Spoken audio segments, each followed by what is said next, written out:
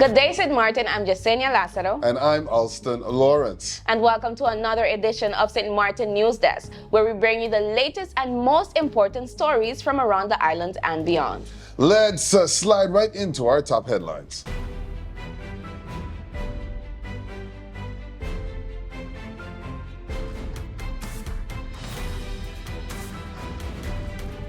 We have significant political news to report today.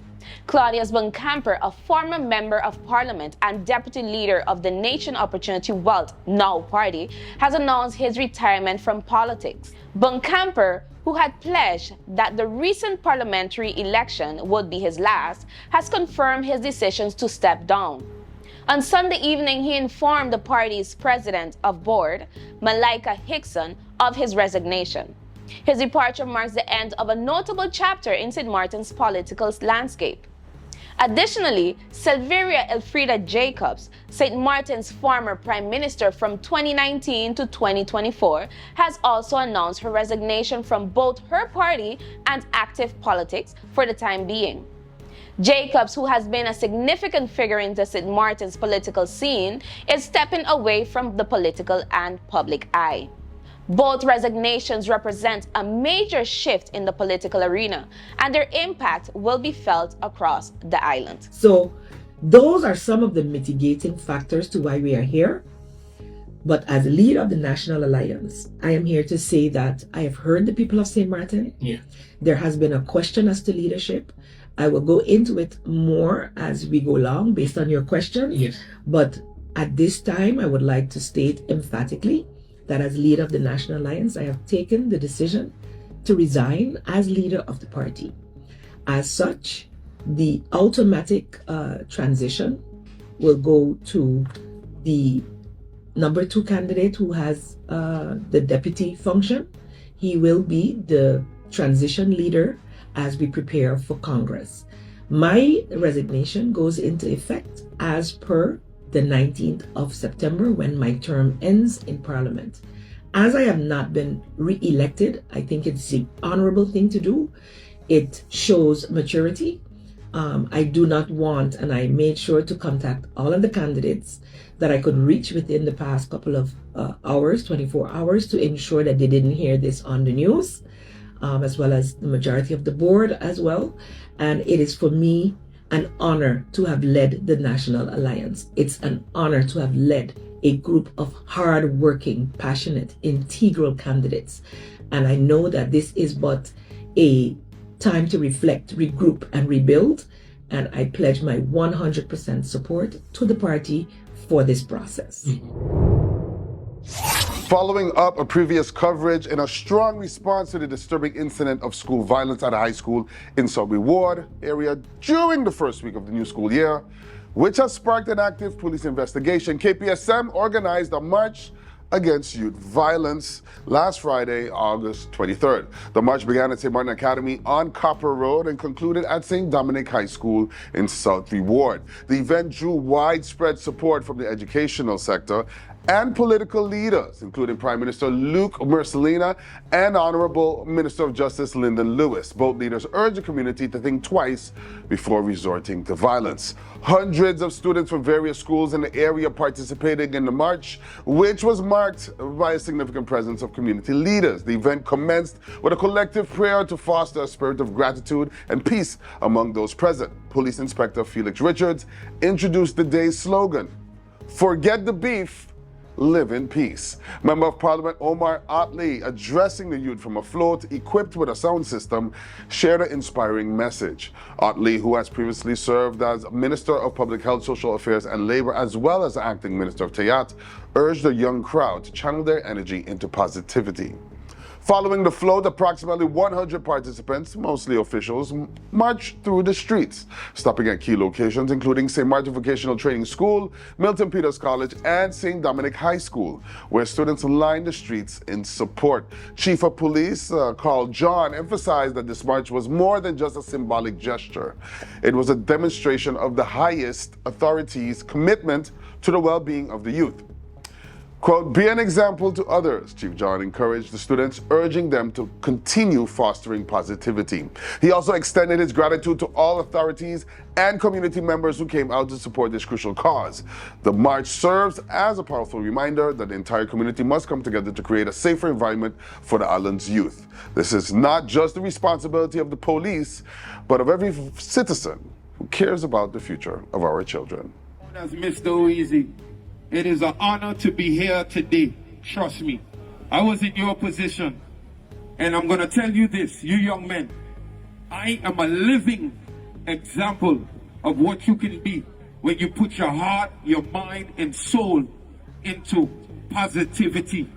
I am one that they spoke down on. I am one that they ridiculed. And today I stand here and I'm able to speak to you, encourage you, motivate you, and push you.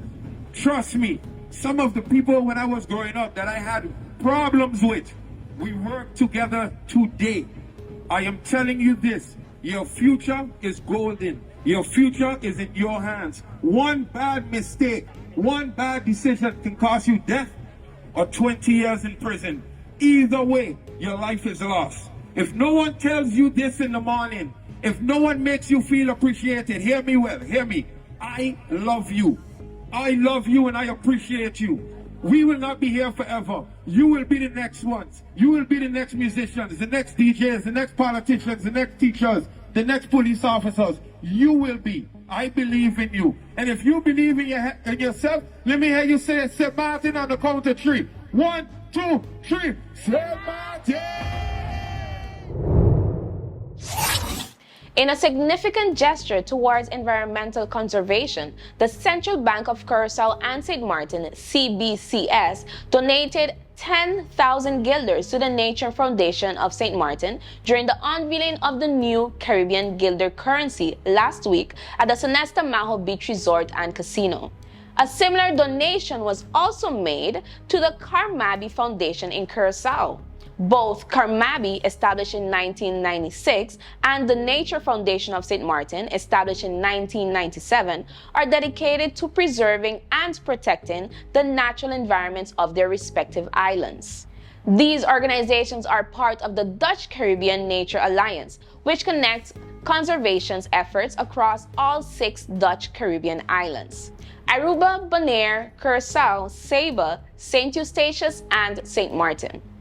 The CBCS emphasized that supporting these foundations aligns with their commitment to safeguarding the natural resources that are vital to the ongoing growth and prosperity of both nations. The unveiling event not only served as introduction for the new currency adorned with depictions of the region's natural treasures, but also to honor the work of Carmabi and NFS with these generous donations.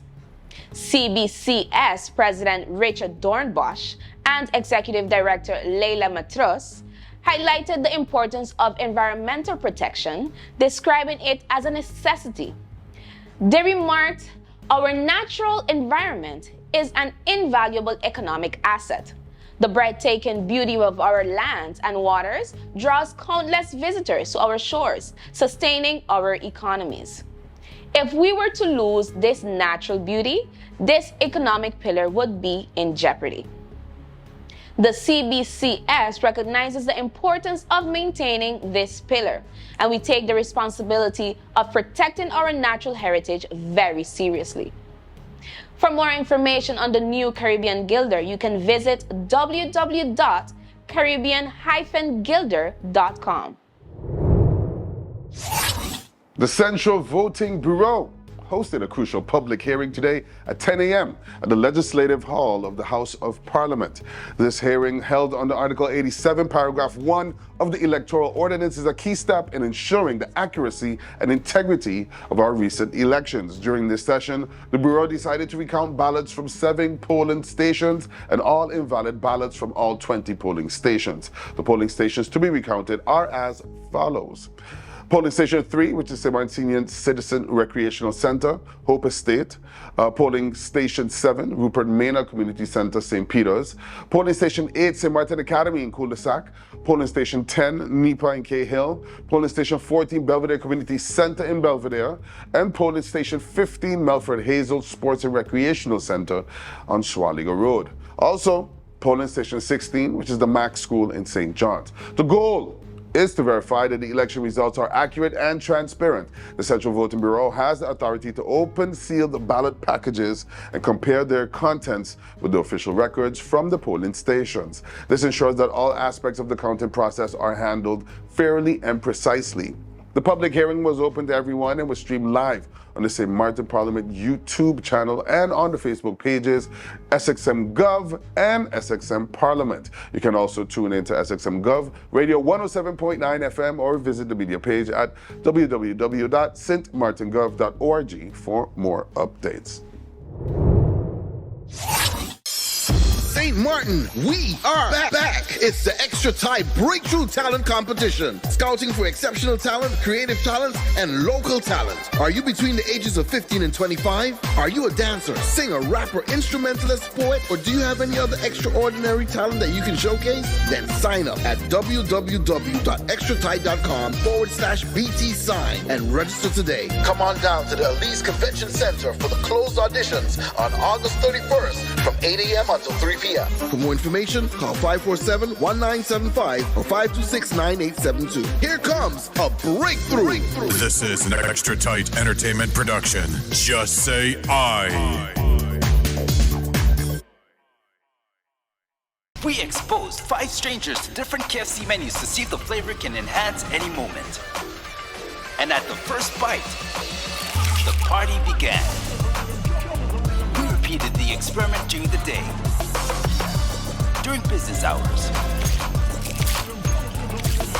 on weekends, with sunshine, with rain. It's confirmed any moment can be a KFC moment.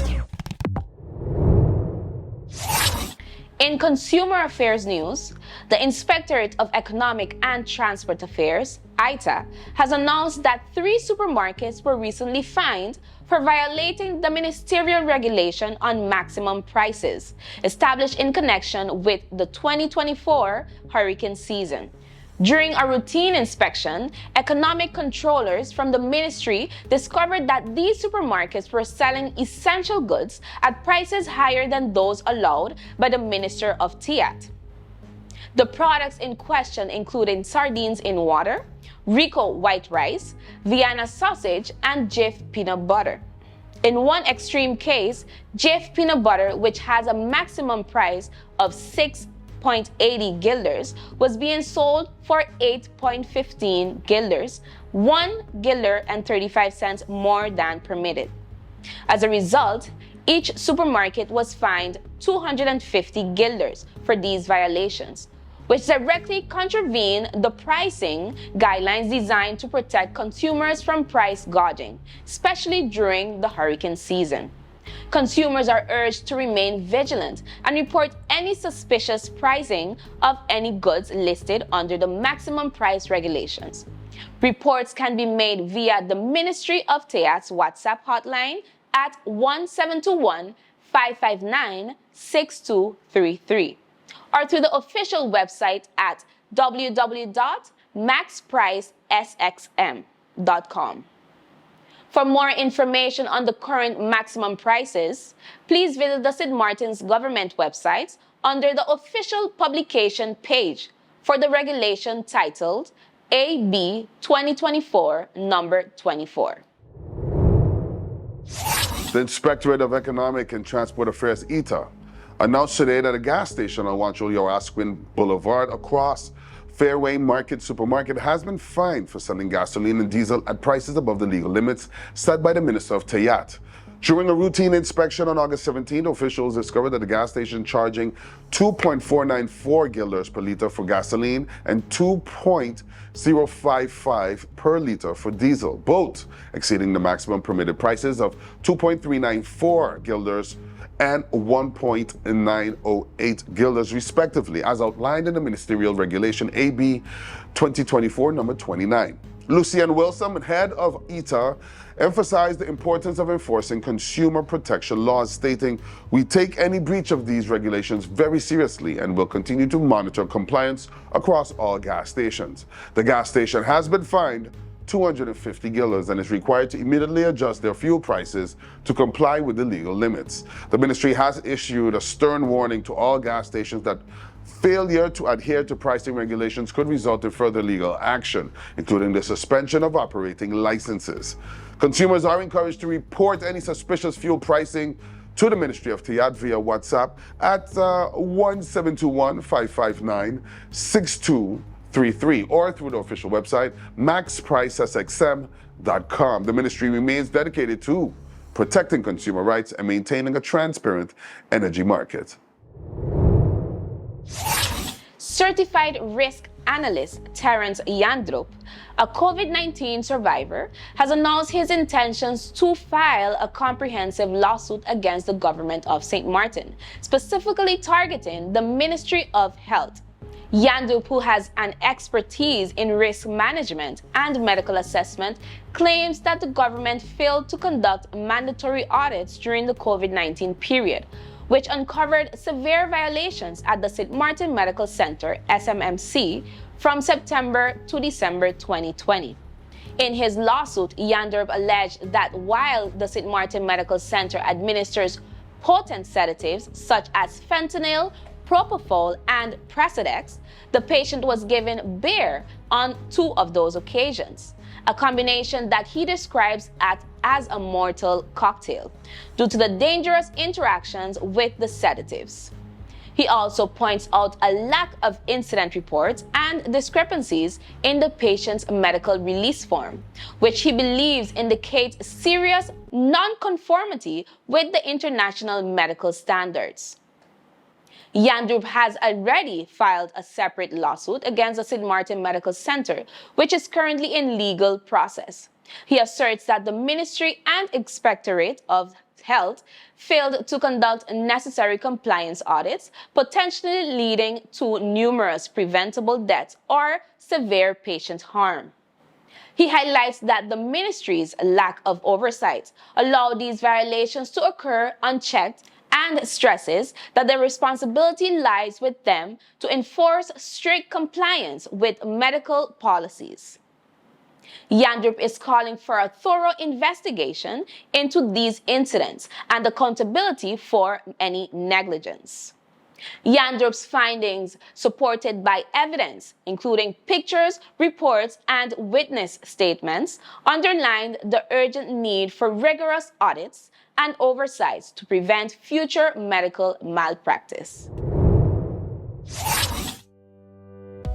A weak Atlantic high-pressure system will maintain most gentle winds, along with hot and humid conditions. Stay hydrated and keep to the shade. Meanwhile, available moisture and weak instability may cause brief, isolated showers. Seas will remain slight through the next few days.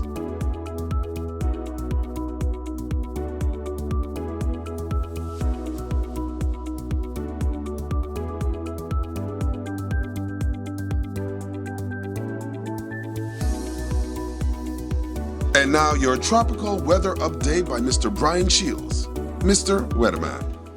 Thank you very much for joining me on this Monday. I'm meteorologist Brian Shields. Now, this is the week we're going to start to watch out for some development out there in the Atlantic. A couple of the models are really hinting at development, others aren't, and that's kind of what I expected this week. It's going to be a kind of a tug back and forth on the environmental conditions. I'll get into that, but there is the potential of some development as we go throughout the week. Right now, watching out for some areas of rain. We've had some near Colombia. We've had some rain and storms near Belize. You see here, look at the flare-up of cloud cover. These brighter colors here, Guatemala. We had some flooding yesterday over toward parts of El Salvador. These brighter colors telling me we have taller clouds, which of course means a lot more in the way of rain. So some additional rain just over the next couple of days, parts of Honduras and Belize. Just kind of zooming down to one spot. I'll take you to more spots ahead, but showing some of this white. Now this would be over water, but this may be over here, and that would be upwards of about 4 or 5 inches of rain, or 125 millimeters of rain. So heads up, my friends in Belize, watching over toward Orange Walk, down through Hopkins, we could see some areas of flooding. Keep me posted in the comments. Now, this is what I'm watching next. So here we are in Dominica, St. Lucia, Barbados, Trinidad. These areas here, we've got a couple tropical waves out there, and there'll be some stronger ones that will come off later this week. Now, of late, they've been running into some dry air and falling apart, some stable air, and they've been falling apart. That is some really good news. But a couple of the models now are hinting at development. One in particular is the Icon model, which is the German model. And this did a good job with Beryl, and it did a good job with a couple of the other systems. It's been an improved model, one of the better models, to say the least, as of late. So here we are in the Caribbean, watching these tropical waves coming off. We're not talking about water waves. These are in the atmosphere, watching the rain and storms kind of disorganized. But you see right here, let me just take you out in time here. Right here, by the time we get into Thursday of this week, so just a few days from now, the Icon is showing development. There's 2 tropical waves. It's going to try to develop this, or at least 2 batches of rain. It's going to try to develop this one here. It is showing some development now as soon as Thursday. Now, not all of the models are showing this. Some are showing nothing, but this is definitely something to pay close attention to. And I'll worry about it behind the scenes and see, I'll be watching those environmental conditions closely. But you see here, this here is by Friday night and Saturday morning.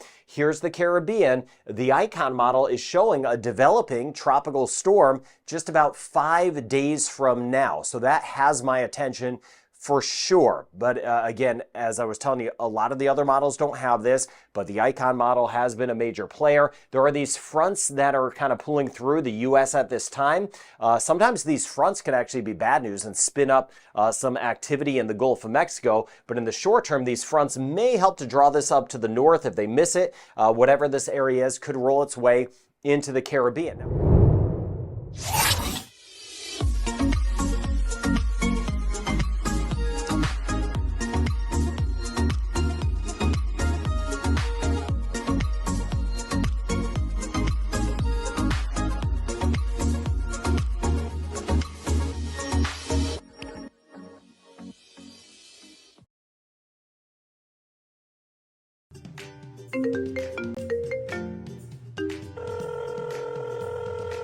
Hi, Mom.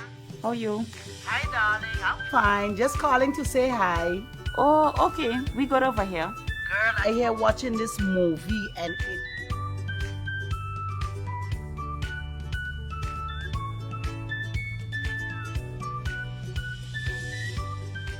But, Mom, you finished all your minutes yet? No, girl. Talem has new postpaid plans and automatically upgraded my postpaid package. Is that so? Guess what? I am getting more minutes and almost double the amount of data for the same price. I guess I'm making a switch now. Let me call you back, Mom. Hey, Tash, you hear about Telem new postpaid plans?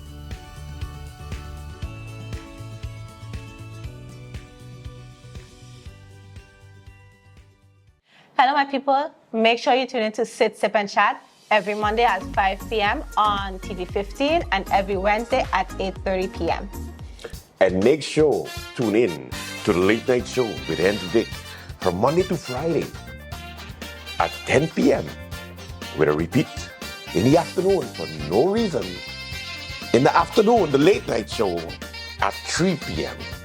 Thank you, TV 15. Thank you, TV 15. Make sure to tune in. Make sure to tune in to the Late Night. And Sit, Sip, and Chat. Late Night.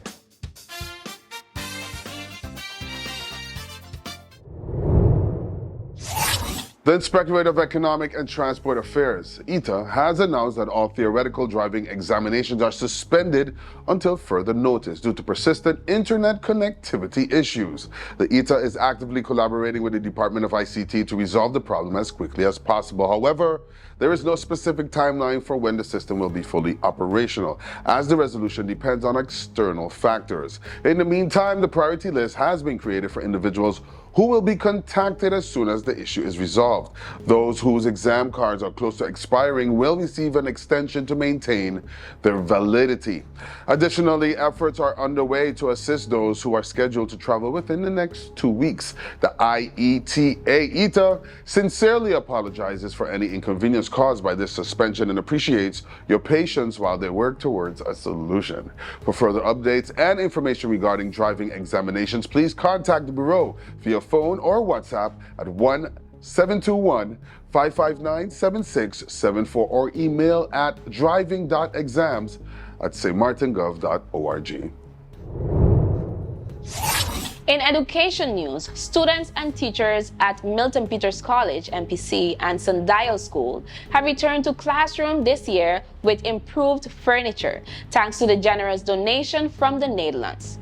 The MSIQ Foundation played a crucial role in gathering approximately 300 second-hand but still very useful student desks, chairs, and other school furniture from secondary schools across the Netherlands. This initiative has significantly enhanced the learning environment at both schools. SVOBE schools, the governing body for MPC and Sundial, expressed their heartfelt thanks to the MSIQ Foundation for this much-needed support. They also extended their gratitude to the former Minister of Education, Rodolph Samuel, and the Division of Educational Innovations, who were instrumental in arranging and funding the transportation of the furniture to St. Martin.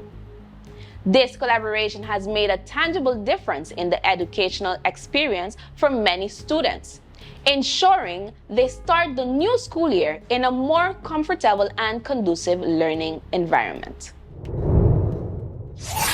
The St. Martin Suu Kyi Foundation has made a significant contribution to aid families affected by Hurricane Beryl in St. Vincent and the Grenadines. On August 21st and 22nd, the foundation shipped 2 20-foot containers filled with essential supplies valued at $54,375 United States dollars. The first container departed for mainland St. Vincent, and the second is heading to Union Island. Each container is packed with vital items including 1,000 bags of rice, 500 bags of flour, 4,000 packs of pasta, and 1,000 bags of soap powder, among other necessities. The containers are expected to arrive on August 27th. Originally, Suu Kyi planned to send 4 40-foot containers, but logistical challenges led to the adjustment. On August 17th, about 30 dedicated volunteers worked tirelessly to pack these crucial supplies. In response to severe damage, many residents from Union Island were relocated to mainland shelters. 1 container will aid those in the shelter, while the other will support those who remained on Union Island.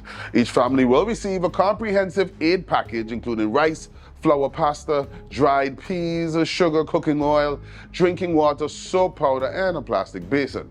Suu Kyi Foundation St. Martin Commissioner Sandra Chung expressed gratitude for the support, saying, "The world is small. We are deeply grateful to be living on this small island of St. Martin. We all share the same goal, to help the needy." The relief effort also saw participation from St. Vincent natives residing in St. Martin, including 75-year-old Noli Roberts, who was moved to give back and receiving aid from Suu Kyi following Hurricane Irma in 2017. The foundation is also preparing a 40-foot container for Carriacou, Grenada, pending approval. Suu Kyi volunteers will assist with distribution in St. Vincent and Union Island upon arrival. Chung thanked all those involved for their support in making this relief effort possible. That's all the time we have for today's edition of St. Martin News Desk. Thank you for joining us, and remember, new episodes premiere every Monday, Wednesday, and Friday at 8 p.m. on TV 15 and across all other social media platforms. I'm Jasenia Lassiter, wishing you a wonderful week. See you next time. Stay friendly, St. Martin.